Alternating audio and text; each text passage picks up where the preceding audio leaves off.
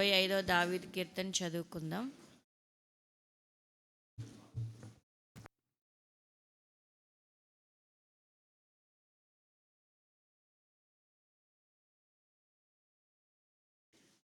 నూట 45వ దావీదు కీర్తన.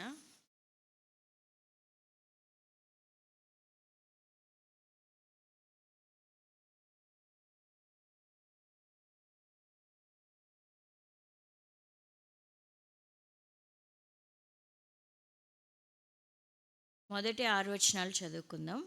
నేను ఒక వచనం, మీరు ఒక వచనం. రాజు అయిన నా దేవా, నిన్ను గణపరచెదను, నీ నామం నిత్యము సన్నుతించెదను.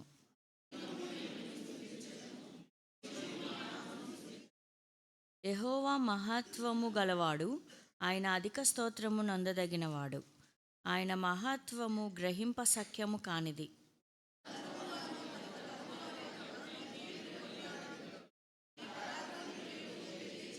మహోన్నతమైన నీ ప్రభావ మహిమను, నీ ఆశ్చర్య కార్యములను నేను ధ్యానించెదను.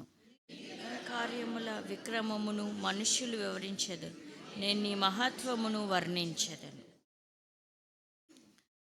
ఇది స్తుతి కీర్తన. పైన ఏమనుందంటే దావీదుది అనుంది. దావీదు గారిది, దావీదుది అంటే ఆయన సొంతం అన్నట్టుగా అక్కడ మనం అర్థం చేసుకోవచ్చు. అన్ని చోట్ల దావీదు కీర్తన, లేదంటే మోషే కీర్తన, లేదంటే ఆసాపు కీర్తన, లేకపోతే దైవ ధ్యానం అలా ఉంటుంది. కానీ ఎందుకో కీర్తనకే అలా వ్రాయబడింది. ఏమని? దావీదుది. ఆయన సొంతంగా ఆయన వ్యక్తిగత అనుభవంలో నుంచి ఆయన పాడుకున్న పాట అన్నట్టుగా ఆ అర్థం బాగా లోతుగా సుస్పష్టంగా అర్థం అవడం కోసం పరిశుద్ధాత్మ దేవుడు అలా రాయించాడేమో అనిపిస్తున్నట్టుగా.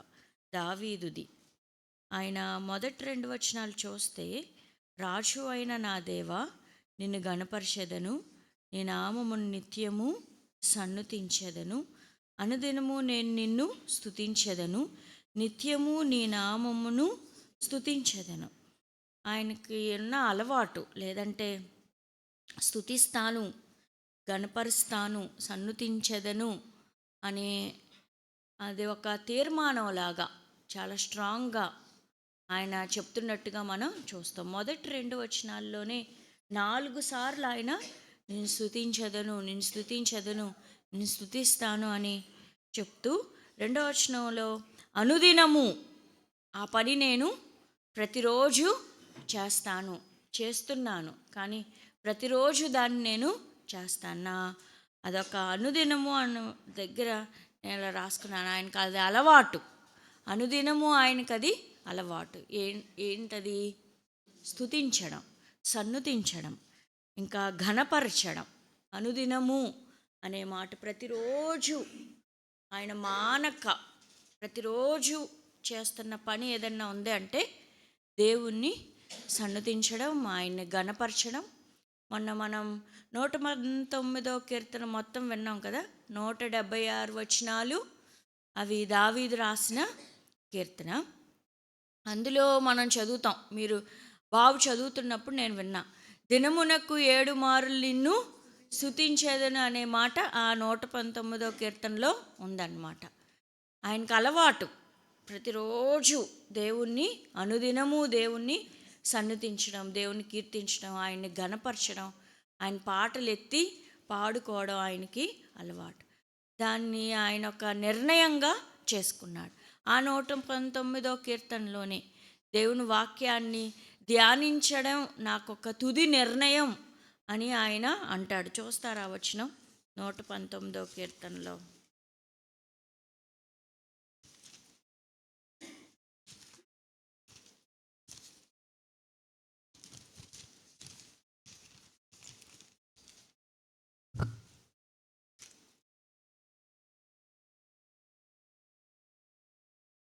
నూట 12వ వచనం.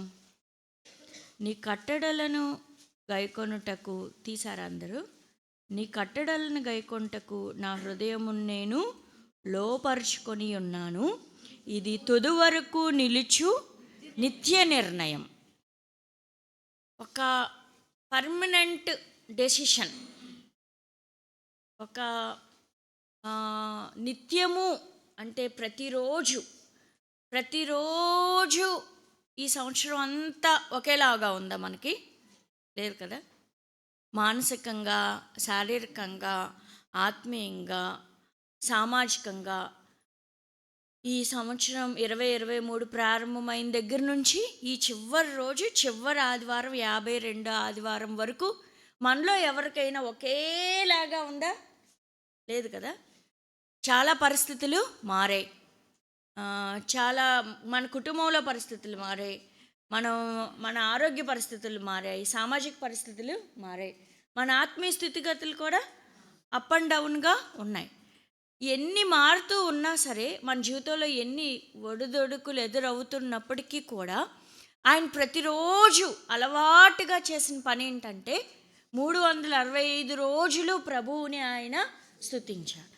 ఈ 52 ఆదివారాలు మాత్రమే కాదు, లేకపోతే అందరూ కలుసుకున్నప్పుడే కాదు, లేదంటే ఒక కుటుంబ ఆరాధనలోనే కాదు, ప్రతిరోజు అనుదినము నేను ఆయన్ను సన్నుతించెదను అని ఆయన చెప్తున్న మాట ఆయన తుది నిర్ణయంగా. ఇక దానికి మించి ఇక ఏ నిర్ణయము లేదు.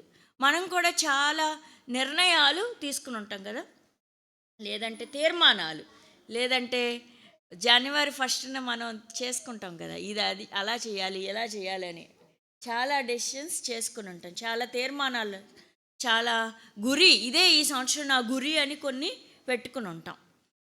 ఎవరు ఎలాంటి ఏ విధమైన గురి పెట్టుకున్నప్పటికీ, తీర్మానం చేసుకున్నప్పటికీ, ఏ నిర్ణయాలైనా తీసుకున్నప్పటికీ అన్నిటికంటే తుది నిర్ణయం అంటే ఏమనొచ్చు అంటే దానికి మించిన నిర్ణయం ఇంకేది లేదు అని ఏదైనా ఉంటే అది ఏంటంటే అనుదినము దేవుణ్ణి సన్నుతించడం. ఇదే ఒక తుది నిర్ణయం, ఒక అల్టిమేట్ లాగా. ఇక ఏ నిర్ణయమైనా, చదువులకు సంబంధించైనా, జీవితానికి సంబంధించైనా, మన ఆర్థిక విషయాలకు సంబంధించైనా, మన కుటుంబానికి సంబంధించిన, లేకపోతే మన వ్యక్తిగత జీవితానికి ఇక ఏ నిర్ణయం అయినా ఆయన దీని తర్వాతదే అన్నట్టుగా అనుదినము ప్రతిరోజు నేను ప్రభువుని సన్నతిస్తాను.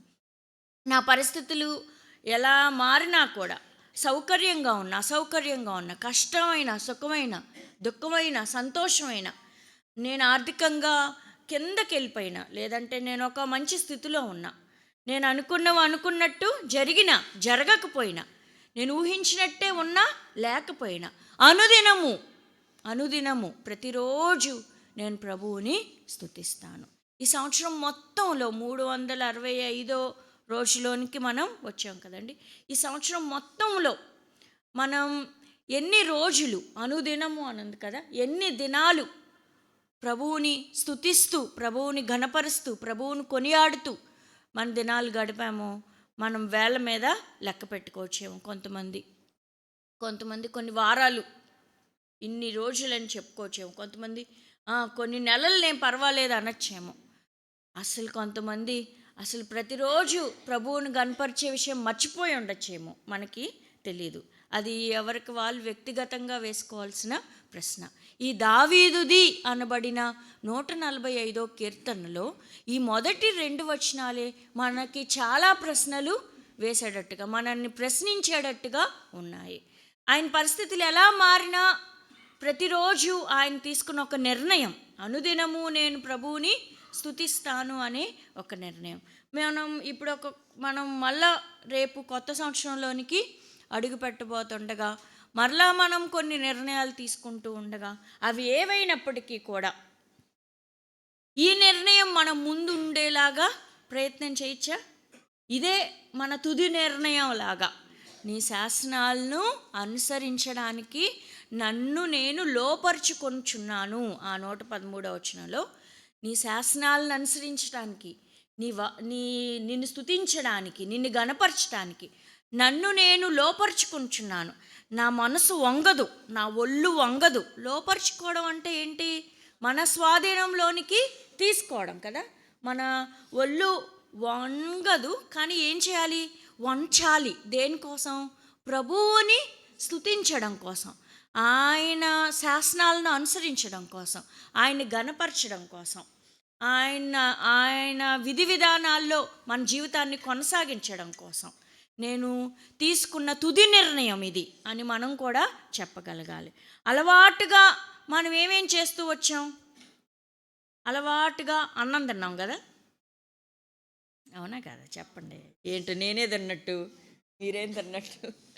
అలవాటుగా అన్నం తిన్నాం, అలవాటుగా 3 పూట్ల, ఒక్క పూటే ఎప్పుడన్నా లేట్ అయితే ఎంత నీరసం అయిపోతాం కదా. ఈ మధ్య ఎవరో చెప్పారు, నిన్నే అనుకుంటా, హంగ్రీ మ్యాన్ యాంగ్రీ మ్యాన్ అని. ఒక పూట లేట్ అయితే, ఒక 10 నిమిషాలు లేట్ అయితే ఎంత అయోమయం అయిపోతాయి, ఇంట్లో వాళ్ళని కూడా అల్లాడిచ్చేస్తాం అనమాట. అలవాటుగా అది చేసాం కదా. అలవాటుగా ఇంకేమేం చేసామో ఎవరి కాలం చెప్పుకోవచ్చు. అలవాటుగా కొన్ని వదలలేకపోయాం కదా. ఇప్పుడు ఒక నిర్ణయం తీసుకుందాం, కొత్త సంవత్సరంలోకి వెళ్ళకముందే నేను అలవాటుగా అనుదినము నేను చేసే ఏ పని కంటే కూడా ముఖ్యంగా, ప్రథమంగా, మొదటిగా నేను ప్రభువుని సన్నుతిస్తాను. నా పరిస్థితులు ఎలా ఉన్నా, ఎలా మారినా, నాకు అనుకూలంగా ఉన్నా లేకపోయినా, అనుదినము అనే మాట మనందరము అండర్లైన్ చేసుకుని దాని ప్రకారం చేయడానికి ఒక కొత్త నిర్ణయాన్ని మనం తీసుకున్నాం. అది మన ప్రారంభ దినాల నుంచి మనం వింటూ ఉన్న స్తుతి వచనాలే కదా ఇవన్నీ.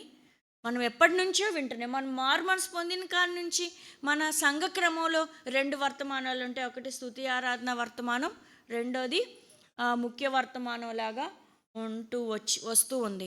చాలా మందిరాల్లో ఒక మెసేజే ఉంటుంది, కొన్ని మెయిన్ లైన్ చర్చెస్లో ఒక్క మెసేజే ఉంటుంది, కొన్ని చోట్ల 3 మెసేజ్లు ఉంటాయి.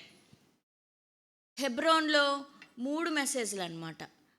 మా అమ్మాయికి దగ్గరలో ఉంది, వెళ్ళమంటే అమ్మ అక్కడ 4 గంటలు కూర్చోవాలమ్మా, నేల మీద కూర్చోవాలి, అన్ని గంటలు మేము కూర్చోలేకపోతున్నాం. అదొక ఆరాధన క్రమం మనకి ఇలా వస్తూ ఉంది. మనం మందిరంలోకి వచ్చిన కాడి నుంచి మొదటిగా మనం వినేదేంటి? దేవుని స్తుతించండి, దేవుణ్ణి ఆరాధించండి, దేవుణ్ణి గణపరచండి, దేవుణ్ణి సన్నుతించండి అని మనం వింటూనే ఉన్నాం. కానీ మనలో ఎంతమందికి అది అలవాటుగా మారింది?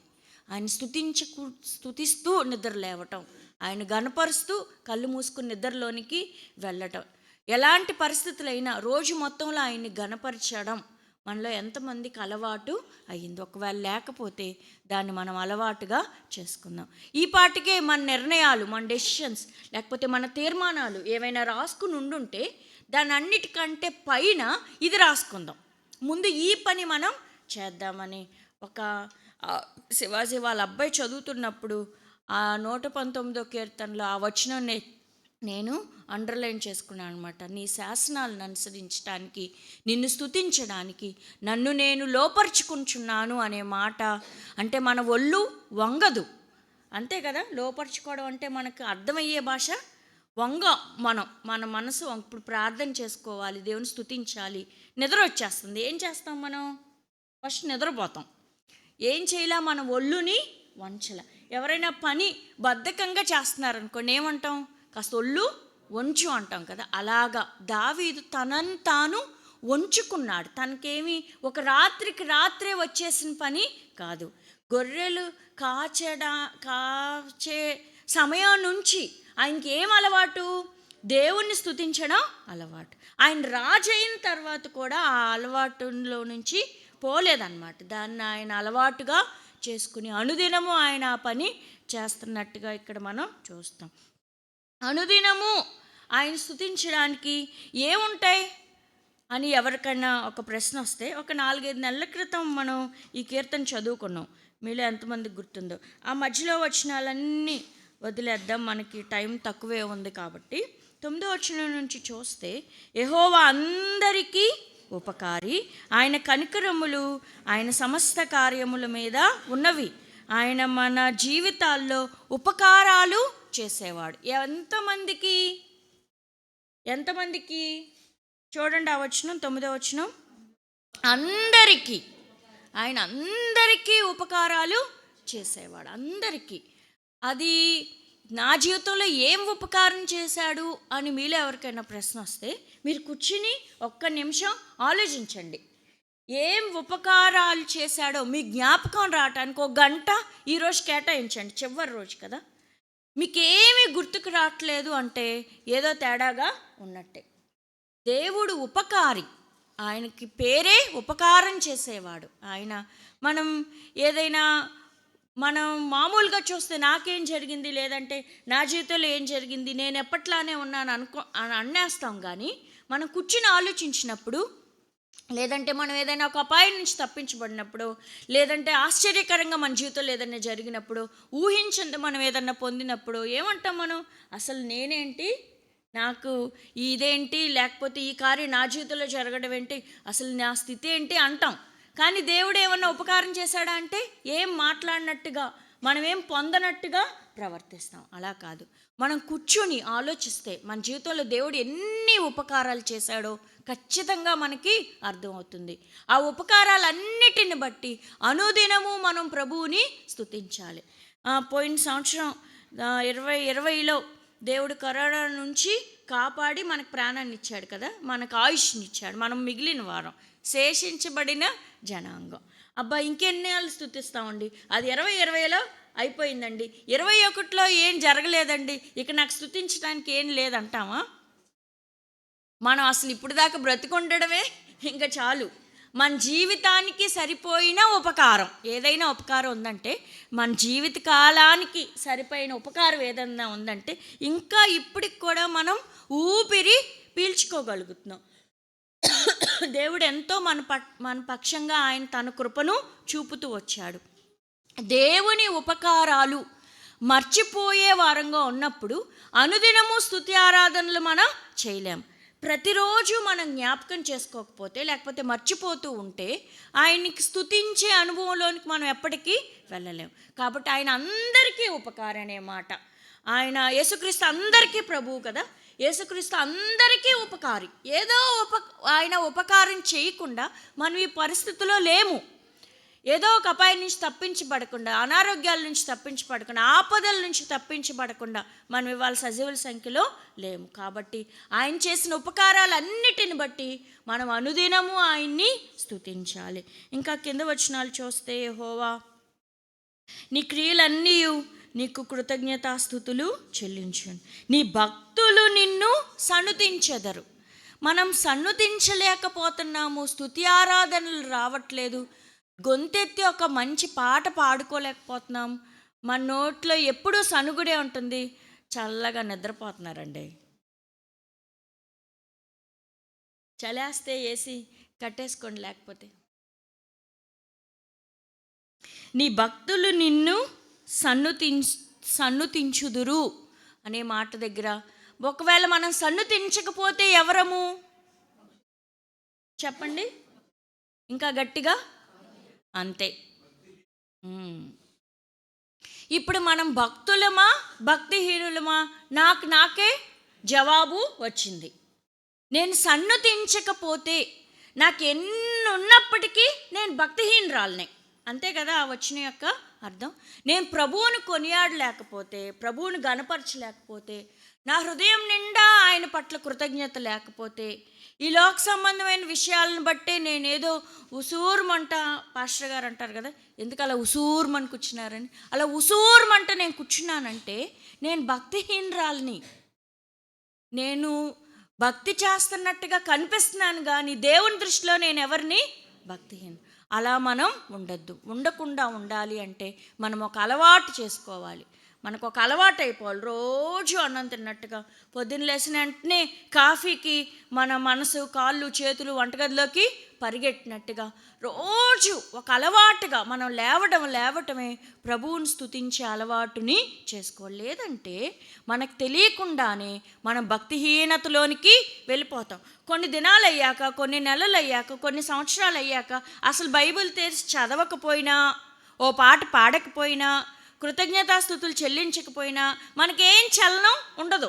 అదేమంత పెద్ద తప్పులాగా అనిపించదు. లేకపోతే ఏ వాక్యం మన హృదయాన్ని తాకదు, గుచ్చుకోదు. అన్నీ సర్ఫేస్ లెవెల్లో ఉంటాం. అంటే పై పైన నీళ్ళల్లో నూనె పోసాను, ఎక్కడ ఉంటుంది అది? పై పైన కలవలేం. మనం మనం ఏమవ్వలేం అంటే అందులో మింగిలి అవ్వలేమంటారు కదా, ప్రభువులో కలిసిపోలేం. మనం పైనే ఉంటాం. అలవాటు లేకపోతే, అలవాటు చేసుకోకపోతే. దావీదన్న మాటలో మనం ఏం అర్థం చేసుకోవచ్చు అంటే ఆయనకు కూడా కష్టమే. నేను లోపరుచుకుంటున్నాను అంటే ఆయనకు కూడా కష్టమైన పని. కానీ దానికి తన శరీరాన్ని, ఆత్మను, ప్రాణమును, మనసును ఆయన ఏం చేశాడు? అలవాటు చేసేసాడు. అనుదినము దాన్ని ఆయన అలవాటుగా చేసుకున్నాడు. అలా చేసుకోవాలి అంటే ఆయన అందరికీ ఉపకారం అనే మాట మన జీవితానికి కూడా వర్తించింది. ఆయన మన జీవితంలో ఎన్నో ఉపకారాలు చేశాడు. మీకేం గుర్తుకు రాకపోతే సజీవుల సంఖ్యలో ఉండడమే ఒక గొప్ప మహోపకారం ఆయన మన పక్షంగా చేసింది. అంటే ఏంటంటే అర్థం, ఇంకో అవకాశం దేవుడు మనకి ఇచ్చాడు. ఇవాళ ఉదయం నుంచి ఇంకో 24 గంటలు మనం ఏం చేయాలన్నా, ఏం చదవాలన్నా, ఏం చూడాలన్నా, పశ్చాత్తాపడాలన్నా, ప్రభువులో కొనసాగాలన్నా, మన జీవితాలు సరిచేసుకోవాలన్నా ఆయన చేసిన గొప్ప ఉపకారం ఏంటంటే ఇంకా ఆయన మనకి ఆయుష్ని ఇచ్చాడు. అంతకన్నా ఉపకారం ఏముంటుంది? ప్రభువా, నా పట్ల నువ్వు ఎన్ని ఉపకారాలు చేసావు ప్రభువా అని మనం ప్రభువుని స్తుతించాలి. ఇంకా కిందకు వస్తే ఆయన దృష్టిలో మనం భక్తిహీనులు అవ్వకుండా భక్తుల వలె మనం ప్రభువుని కీర్తించాలి. ఇంకా 14వ వచనం నుంచి చూస్తే ఒక 7-8 విషయాలు మనం ఎందుకు ప్రభువుని స్తుతించి ఆరాధించాలని మనకు అర్థమవుతుంది. యెహోవా పడిపోవు వారిని అందరినీ ఉద్ధరించువాడు. మొదటి విషయం అనుకుందాం, అక్కడ 1 రాసుకోండి. పడిపోయిన ప్రతిసారి ఆయన మనల్ని లేవనెత్తాడా లేదా? ఎన్నిసార్లు మనం పడిపోయాం? అస్సలు నేను పడిపోలేదండి అని ఎవరైనా అనగలరా? నేను అస్సలు ఆత్మీయంగా, మానసికంగా అస్సలు ఎప్పుడు ఎక్కడ నేను పడిపోలేదండి అని మనం చెప్పగలమా? ఎవరైనా చెప్పగలరా? మామూలుగా అయితే పడిపోతాంలే శారీరకంగా ఎవరైనా. నేను చాలాసార్లు పడ్డా. మెట్లు దిగుతూ మెట్లు ఎక్కుతూ పడ్డామా లేదా? మనం రోడ్డు మీద రాజశ్రీ సాక్ష్యం చెప్పింది, రాలేదు కదా. ప్రతిరోజు కొండెక్కి దిగుతానే ఉంటారు కదా. శనివారం కూడా పైకి వెళ్ళి వచ్చి వంట చేసి పిల్లలకి మళ్ళీ ఉపవాస ప్రార్థనకి వస్తుంది. ఒకరోజు ఎప్పుడో ఖాళీ ఉందని పోయిన వారం, అంతకుముందు వారము వినీల వాళ్ళతో కలిసి ప్రార్థన చేసుకోవడానికి వెళ్ళి నర్సమ్మ గారు ఆమె పైకి ఎక్కుతుంటే ట్రాన్స్ఫార్మర్ పేలిందంట. అప్పుడే అనుకుందంట అసలు నేను చచ్చిపోయానని. ఆ శబ్దానికి ఏమన్నా మెట్ల మీద నుంచి పడిపోతానేమో అనుకుందంట. ఆ పడిపోవడం ఏంటి? శరీరంలో వచ్చే బలం. ఇన్ని సంవత్సరాలు తను సాక్ష్యం చెప్తుంది. నాకు అనిపించింది, అబ్బా ఏంటి ఒక అంతస్తు ఎక్కి దిగటానికి నేను ఇన్నిసార్లు పడ్డాను. ఇన్ని మెట్లు ఎంత ఉపకారం అండి, అసలు ఎంత కృప అండి. ఒక్కసారి ఎక్కగలుగుతున్నామా? మామూలుగా మనం ఆలోచిస్తే ఓసారి అన్ని మెట్లు ఎంత ఉపకారం, ఎంత కలగ చేసుకున్నాడు దేవుడు ఆ కుటుంబం పక్షంగా ఆలోచిస్తే నాకు చాలా ఆశ్చర్యం వేసింది. ప్రతిరోజు అంటే శారీరకంగా పడిపోకుండా, పడిపోయినా లేవనెత్తుతూ రాజేశ్వరి అనుకుందంట మనసులో, అయ్యా ఈ నిమిషం చచ్చిపోతే నేను నీ రాజ్యంలో ఉంటాను, ఈ పలంగా తీసుకెళ్ళిపోయినా పర్వాలేదు అనుకుందంట. మీరెవరన్నా అలా అనుకున్నారమ్మా? ఏం పర్లేదులయ్యా, గుద్దేసి చచ్చిపోయినా నేను నీతో ఉంటానయ్యా అనుకున్నారా? ఏమన్నా డౌట్ వచ్చిందా? అమ్మ ఇప్పుడే చచ్చిపోతే ఎలాగా, ఎన్ని బాధ్యతలు ఉన్నాయి, ఎంతమంది వెనక ముందు ఎన్ని చూసుకోవాలి, అప్పుడే చచ్చిపోతే ఎలా, కొన్ని రోజులైనా ఉండకుండా అని అనుకోము మనం. పడిపోవు వారిని అందరినీ ఆయన ఉద్ధరించేవాడు. నన్ను ఉద్ధరించాడు ఆయన. మిమ్మల్ని కూడా ఉద్ధరిస్తే స్తుతించడం మానద్దు. అనేక సార్లు నేను పడిపోయిన స్థితి నుంచి దేవుడు నన్ను లేవనెత్తాడు. వాక్యంలో ఉంది కదా, నీతిమంతులు 7 మార్లు పడినను తిరిగి లేస్తారనే మాట.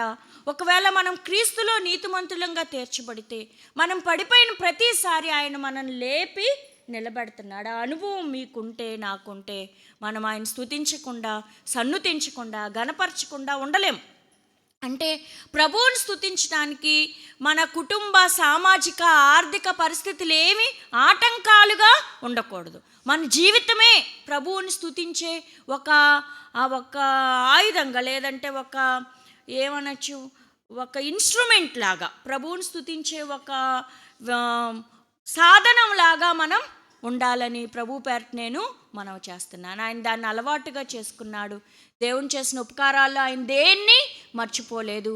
ఆయన ఉద్ధరించిన ప్రతిసారి దావీదు కూడా పడిపోయిన సందర్భాలు ఉన్నాయి కదా.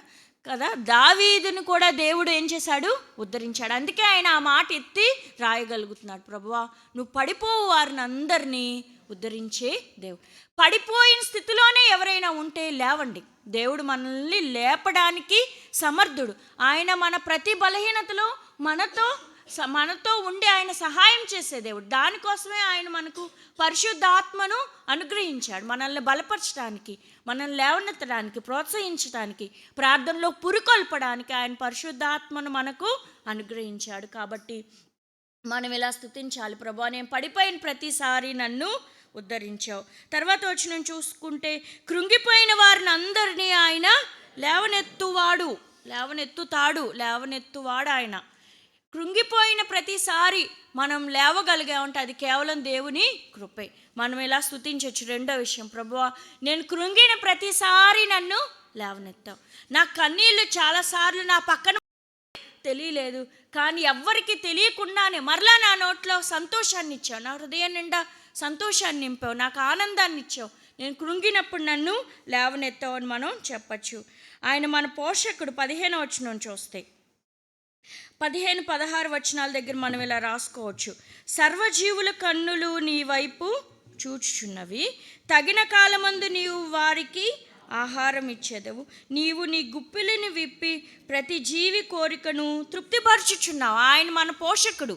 ఈ సంవత్సరం అంతా మనకి ఆహారాన్ని ఇచ్చాడు. ప్రభువుని స్తుతించాలా లేదా చెప్పండి? ఆహారం ఉన్న ఎన్నోసార్లు తినని వాళ్ళు ఉంటారు కదా, వండుకొని తినని వాళ్ళు ఉంటారు, ఊరికే అలిగి అన్నం మానేసే వాళ్ళు ఉంటారు కదా. కానీ ఆయనకి తెలుసంట ప్రతి జీవికి ఏ సమయానికి ఏది అవసరమో దేవునికి తెలుసు. జీవులకు ఇంకా ఏముందంటే కన్నులు నీ వైపు చూచున్నవి, తగిన టైంలో నీవు వారికి ఆహారం ఇస్తున్నావు. ఏ సమయానికి ఏం కావాలో మన గురించి, మన పిల్లల గురించి మనకే తెలియకపోవచ్చు, కానీ దేవునికి తెలుసు. అందును బట్టి మనం ప్రభువుని స్తుతించాలి. తగిన సమయం. దీపుకి ఇంకా కాలేజీలో సీట్ అలాట్మెంట్ అవ్వలేదు. అందరూ అడుగుతున్నారు ఇంకెప్పుడు వెళ్తావు అని. నేనేం చెప్పంటే ఒక సమయం వచ్చింది, ఆ టైంలో దేవుడు నీకు ఇస్తాడు. తగిన సమయంలో దేవుడు మనల్ని పట్టించుకుంటూ ఉన్నాడు. తగిన సమయంలో ఆయన మనల్ని పోషిస్తుంది. తగిన రీతిగా మాత్రం మనకి ఎప్పుడు ఏది ఎలా ఎక్కడ అవసరమో అది ఆయన మనకి ఇస్తూ వచ్చాడు. ఒకవేళ లేట్ అయినా, మొన్న మధ్య ఎక్కడో పాస్టర్ గారు ఒక ఉదాహరణ చెప్పారు. ఎవరో ఒక పిల్లోడు వచ్చి నాన్న నాకు పెళ్లి చేయవా అంటే ఎక్కడ చెప్పారు ఈ ఉదాహరణ. చేసేస్తారా? అక్షిత్కి పెళ్లి చేయను అంటే ప్రకాష్ గారు చేస్తారా? రవి వాళ్ళ పైన చేస్తారా? చేయరు కదా. ఏమంటాడు వాళ్ళ నాన్న? అరే టైం ఉందిరా అంటారు కదా. దేవుడు అలా మనల్ని ఆపుతున్నాడు. మనకు కొంచెం ఏదో కొన్ని విషయాలు లేట్ అయినట్టుగా అనిపిస్తున్నాయి, కానీ తగిన సమయంలో ఆయన మనకి ప్రతిదీ ఇన్ని సంవత్సరాలు అనుగ్రహిస్తూ వచ్చాడు కదండి. మొదటిది ఆయన మన జీవితంలో ఉపకారాలు చేస్తూ వచ్చాడు, అందుకు మనం ప్రభువుని స్తుతించాలి. రెండవదిగా ఆయన పడిపోయిన ప్రతిసారి ఉద్ధరించాడు, కృంగిపోయిన ప్రతిసారి లేవనెత్తాడు. ఈ సంవత్సరం అంతా మనకి తగిన సమయంలో ఆహారాన్ని ఇచ్చాడు, బట్టల్ని ఇచ్చాడు, అవసరతలు తీర్చాడు, అక్కర్లు తీర్చాడు. మనం రైట్ టైంకి ఎక్కడ ఉండాలో దేవుడు అక్కడ మనల్ని ఉంచుతూ వచ్చాడు. ఇంకా 17వ వచనంలో చూస్తే యెహోవా తన మార్గములన్నిటిల్లో నీతి గలవాడు, తన క్రియలన్నిటిల్లో కృప చూపేవాడు. మనకి కొన్ని అన్యాయంగా అమ్మో ఇదెంత దారుణం, ఇదేంటి ఎంత ఘోరం అనిపించవచ్చు, కానీ ఆయన ఏ పని చేసినా అందులో న్యాయం ఉంది అనే మాట. ఆయన తన క్రియల్లో కృప చూపేవాడు, నీతి గలవాడు. 18వ వచనంలో తనకు మొర్రపెట్టు వారికి అందరికీ, తనకు నిజముగా మొర్రపెట్టు వారికి అందరికీ యెహోవా సమీపంగా ఉన్నాడు. మనం ఇలా స్తుతించాలి, ప్రభువా నువ్వు నాకు సమీపంగా ఉన్నావు, మొర్రపెట్టిన ప్రతిసారి నువ్వు నా ప్రార్థన ఆలకిస్తున్నావు. కొన్నిసార్లు మనం ఎన్ని ఫోన్లు చేసినా అటువైపు వాళ్ళు తీరు, వాళ్ళకి ఏమి ఇష్టం లేదు, మనతో మాట్లాడడం ఇష్టం లేదు, మన కాల్కి ఆన్సర్ చేయట్లేదంటే ఏంటి అర్థం? మాట్లాడే ఉద్దేశం వాళ్ళకి లేదు. కానీ దేవుడు మనం పిలిచిన ప్రతిసారి పలికే దేవుడుగా ఉన్నాడు. నాతో ఎవ్వరు మాట్లాడట్లేదని ఎవ్వరు బాధపడవసరలా. ప్రతిసారి ఎప్పుడంటే అప్పుడు, అర్ధరాత్రి లేపిన, అపరాత్రి లేపిన, మిట్ట మధ్యాహ్నం అయినా, పట్టపగలైనా, ఎప్పుడు పిలిచినా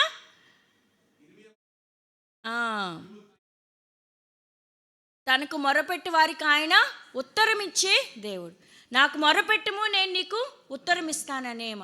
అసలు ఎంతకన్నా గొప్ప విషయం ఇంకేముంటుంది దేవుని స్తుతించడానికి చెప్పండి? ఒకవేళ ఎవరైనా మన కాల్కి ఆన్సర్ చేసినా, మనం మాట్లాడేది ఓపికగా విన్నా, వాళ్ళ వల్ల మనకు వచ్చే లాభం ఎంత? మనం ఎంత పొందగలం? కొంతమేరే, చాలా మైన్యూట్, చాలా తక్కువ.